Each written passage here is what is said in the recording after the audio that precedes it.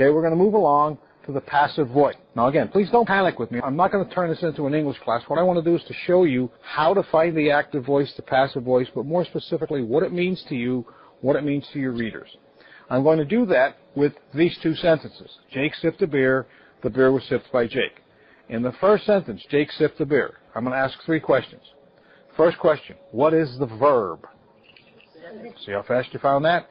In that sentence, what is the subject? Jake. In that sentence, who did the sipping? Did you notice how the answer to the last 2 questions were the same? What is the subject? Who did the sipping?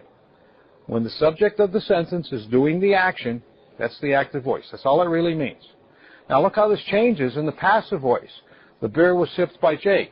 Now the verb becomes was sipped. You with me on that? Now what's was? Weak verb. Now here you have a weak verb helping a strong verb. Does that make any sense to you? Weak helping strong? That's like having a blind person drive you down the turnpike. It doesn't work. It doesn't work. Now, what's the subject of this sentence? Beer. Is the beer doing anything? No. Well, maybe making Jake sick, but the beer is not doing the sipping. Who sipped the beer? You see what they did to Jake? They stuck Jake way at the end of the sentence. And then to really embarrass Jake, they made Jake the object of a preposition. How embarrassing. Be the object of a preposition. If Jake were important, where would he be? Up front. Right?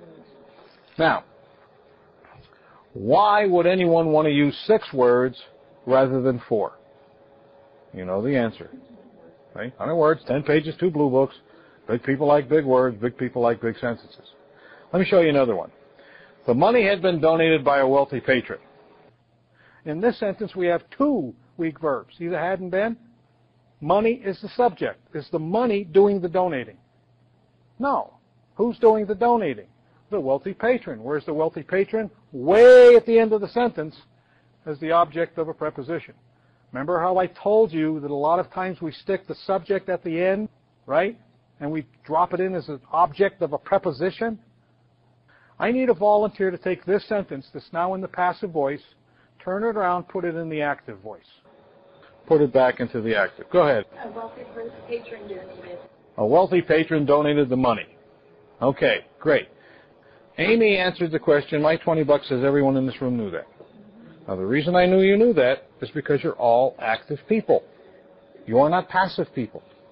Passive people are the ones in boxes with ground and grass on top of them. You're all active people, and I can prove it to you. If I said to you, what'd you do last night? Well, the chair was gotten out of by me. And the car was entered by me. That road was driven by me. That shopping center was entered by me. All these goodies were bought by me. All these bills were piled up by me. Do you think that way? Do you talk that way? Then don't write that way. But you do. Think of how literature would have changed if all of those great writers continually used the passive voice. How many of you in here are familiar with the story of Jack and the Beanstalk? You told your kids?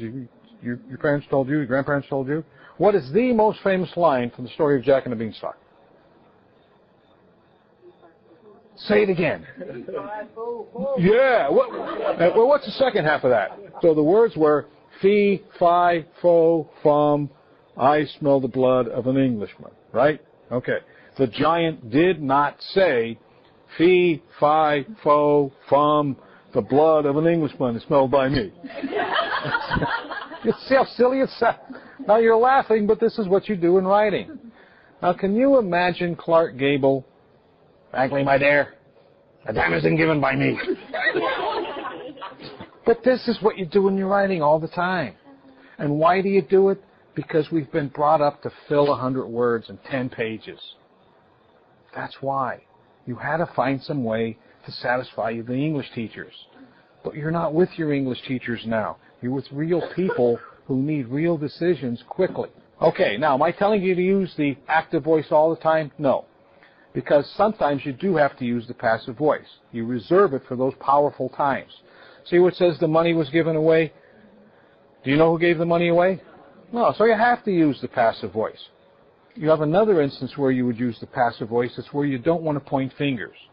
So you would say, errors were made in adding the figures. You wouldn't say, Lynn made an error in adding the figures, right? See? You don't want to point fingers. Now, the problem is people have taken that idea, I don't want to point fingers, and they overextend it. They use it too much, right?